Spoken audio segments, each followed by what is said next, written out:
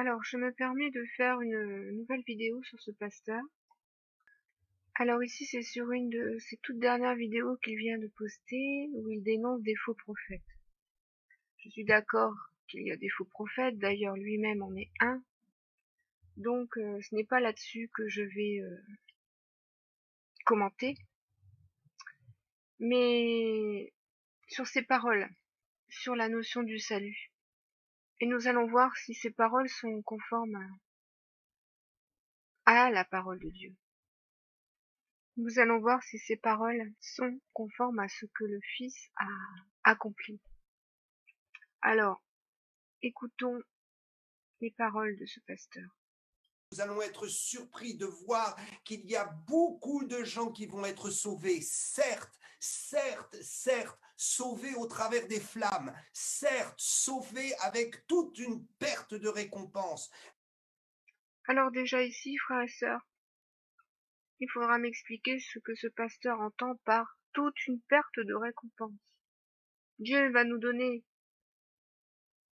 une rétribution, mais avec toute une perte de récompense. Alors, je vous engage à lire la parole et à rechercher où dans la Bible il est écrit, où il est annoncé, où il est enseigné que certains recevront la totalité de leur héritage et que d'autres ne recevront pas la totalité de leur héritage. Je suis désolée, frères et sœurs, si vous lisez la parole de Dieu, soit vous recevez l'héritage céleste en totalité, soit vous ne le recevez pas. Il n'y a pas cet enseignement qui vous dit que certains vont perdre une partie de leur récompense. Je suis désolée, mais ce n'est pas du tout biblique. Déjà ça, pour commencer. Nous allons écouter la suite. Mais Jésus ne va pas envoyer des quantités d'hommes comme ça, brûlés dans l'étang de soufre et de feu. Beaucoup seront rattrapés, beaucoup vont aller au ciel. Je veux vous encourager, frères et sœurs, ce n'est pas parce que vous n'avez pas achevé votre sanctification. Alors, c'est sur ce point que je veux parler avec vous, frères et sœurs. C'est sur le sujet de la sanctification qu'il va aussi énoncer plus loin. Ce n'est pas parce que vous n'avez pas achevé votre sanctification. Alors, sachez déjà ce qu'est la sanctification. C'est Dieu qui nous sanctifie. Afin de comprendre que ce n'est point par nos œuvres, que tout est l'œuvre de Dieu. D'ailleurs, il est dit dans Philippiens, je suis persuadé que celui qui a commencé en vous cette bonne œuvre la rendra parfaite pour le jour de Yeshua Mashiach. Cette œuvre de sanctification en nous, sachez-le, c'est l'œuvre du Père et du Fils, conjointement. Alors nous allons écouter la suite à présent. Ce n'est pas parce que vous n'obéissez pas comme vous voudriez obéir. Excusez-moi, frères et sœurs, mais là, ce pasteur a vraiment loupé un enseignement biblique d'une très grande importance. Il faudrait sans doute le renvoyer à la Genèse et lui rappeler les conséquences de la désobéissance de nos premiers parents. Peut-être aussi lui renvoyer à l'exode du peuple hébreu et lui enseigner qu'est-ce qu'a valu la désobéissance du peuple hébreu dans le désert, comment ils ont tous fini, parce qu'ils n'ont pas voulu obéir à Dieu, à ses commandements. Alors bon, frères et sœurs, surtout n'écoutez pas ce pasteur sur ce conseil, parce que c'est un très très mauvais conseil qui vient de l'ennemi. Nous savons pertinemment que c'est le serpent qui a incité nos premiers parents à désobéir et qui nous incite à désobéir à Dieu. Vous voyez donc de quel esprit cet homme est animé. Alors à présent, nous allons écouter la suite. Il n'y a qu'une seule parole qui compte.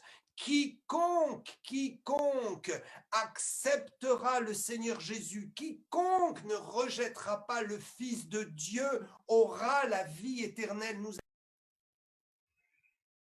Alors oui, quiconque croit en lui et invoquera son nom aura la vie éternelle. Cela est la vérité. Mais ce n'est pas la seule parole comme il vous dit. Ce n'est pas la seule parole. Il vous dit, il n'y a qu'une seule parole, celle-là. Faux. Que dit notre Seigneur Jésus, Matthieu 7? Parce que le sujet de sa vidéo, c'est qui ira au ciel. C'est-à-dire, qui pourra entrer dans le royaume des cieux. Alors, Matthieu 7, Yeshua nous dit, ceux qui me disent Seigneur, Seigneur, n'entreront pas tous dans le royaume des cieux, mais celui-là seul, qui fait la volonté de mon Père qui est dans les cieux. Voilà ce que dit le Fils. Celui qui entrera dans le royaume des cieux, c'est celui-là seul qui fait la volonté de mon Père qui est dans les cieux. Alors, entendez bien ce que Yeshua nous dit ici. Ça renvoie à ce qu'il vous disait précédemment au sujet de la désobéissance. Faire la volonté du Père, c'est lui obéir. Et lui vous dit bien, juste avant, ah mais c'est pas grave, si vous obéissez pas, vous serez sauvés quand même, qu'importe. Parce que Dieu vous aime, quoi. Mais ce n'est pas ce que Jésus vous dit. Jésus vous dit, seuls ceux qui font la volonté de mon Père, c'est-à-dire qui lui obéissent. Alors maintenant, nous allons voir la suite. Si vous croyez au plus profond de votre conscience qu'il y a 2000 ans, Jésus a versé son sang pour vous, vous êtes sauvés. Votre sanctification n'a rien à voir là-dedans. Alors là, frères et sœurs, ce qu'il est en train de vous dire est un véritable blasphème contre le sang du Fils de Dieu. Parce qu'il vous dit que votre sanctification n'a rien à voir avec votre salut, alors que c'est le sang de Jésus qui nous sanctifie. C'est par le sang de Jésus que nous sommes sanctifiés, et c'est par son sacrifice que nous sommes sanctifiés. Et il ose dire que notre sanctification n'a rien à voir là-dedans. Alors nous allons voir les versets, frères et sœurs, qui nous dit que c'est par le sacrifice de Jésus que nous sommes sanctifiés, et par son sang que nous sommes sanctifiés, et par sa vérité que nous sommes sanctifiés, et ensuite par son esprit. Alors Hébreux 10, verset 10. C'est en vertu de cette volonté que nous sommes sanctifiés par l'offrande du corps de Jésus-Christ, une fois pour toutes. Alors donc votre sanctification n'a rien à voir avec votre salut. Alors donc l'offrande du corps de Jésus-Christ n'a rien à voir avec votre salut. C'est pas votre sanctification qui compte, dit cet homme. Il vient de blasphémer contre le Fils de Dieu et contre son sacrifice.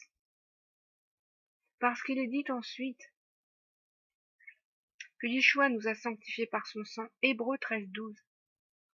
C'est pour cela que Jésus aussi, afin de sanctifier le peuple par son propre sang, a souffert hors de la porte. Il dit cela n'a rien à voir avec votre sanctification.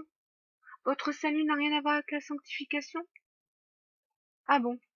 Voyez quel genre de pasteur vous écoutez. Parce que nous sommes également sanctifiés par la vérité. Jean 17, 16. Ils ne sont pas du monde comme moi je ne suis pas du monde. Sanctifie-les par ta vérité. Ta parole est la vérité. Parce que oui, mes frères et sœurs, c'est le Fils qui nous sanctifie. C'est le Fils. Notre sanctification vient du Fils. Alors donc, ce pasteur va vous dire, mais non, votre sanctification n'a rien à voir là-dedans. Frères et sœurs, c'est un blasphème. Alors qu'il ose dire juste après, Ceux qui disent que beaucoup de chrétiens vont aller en enfer sont des blasphémateurs. Ils se lèvent et ils crachent littéralement sur la croix et sur le sang de Jésus. Ils doivent se repentir. oui, eh bien, vous aussi, pasteur, allez vous repentir d'avoir craché sur le sang de Jésus parce que vous venez de cracher sur le sang de Jésus en osant dire que notre sanctification n'a rien à voir dans le salut, alors que le sang de Jésus nous sanctifie. Vous-même qui accusez les autres, vous êtes vous-même condamnable du même blasphème dont vous accusez les autres. Vous êtes vous-même un blasphémateur. Et je prends mon micro pour vous le dire ici à vous, frères et sœurs. Ouvrez vos yeux et regardez qui est cet homme. Lorsqu'il vous dit encore, Si vous croyez au plus profond de votre conscience qu'il y a 2000 ans, Jésus a versé son sang pour vous, vous êtes sauvés. Votre sanctification n'a rien à voir là-dedans. Vos chutes n'ont rien à voir là-dedans. alors donc le fait que vous êtes sanctifié par le sacrifice de Jésus, ça n'a rien à voir là-dedans, et même vos chutes n'ont rien à voir là-dedans. Alors mes frères et sœurs, cet homme est un imposteur. Qu'est-ce que la chute? Qu'est-ce que la chute? La chute de l'homme, mes frères et sœurs, c'est le péché originel. Vous chutez lorsque vous péchez. Alors donc cet homme est en train de vous dire que donc si vous péchez, ce n'est pas grave, ça n'a rien à voir là-dedans, ça n'a rien à voir dans votre salut. Un imposteur, non seulement un blasphémateur, mais un imposteur. Un homme qui vous donne une licence pour pécher. Et un tel homme est du diable. Alors je vais vous rappeler Hébreux 6, mes frères et sœurs, à partir du verset 4, où il est dit « Car il est impossible que ceux qui ont été une fois éclairés, qui ont goûté le don céleste, qui ont eu part au Saint-Esprit, qui ont goûté la bonne parole de Dieu et les puissances du siècle à venir, et qui sont tombés, soient encore renouvelés et amenés à la repentance, puisqu'ils crucifient pour leur part le Fils de Dieu, l'exposent à l'ignominie. » Voilà, frères et sœurs, ce que je tenais à rectifier ici, afin de vous donner encore une fois l'avertissement, sachant que beaucoup de faux prophètes et beaucoup de faux pasteurs nous ont été annoncés par le Seigneur à la fin des temps. Soyez donc vigilants, frères et sœurs. Soyez donc vigilants et soyez bénis.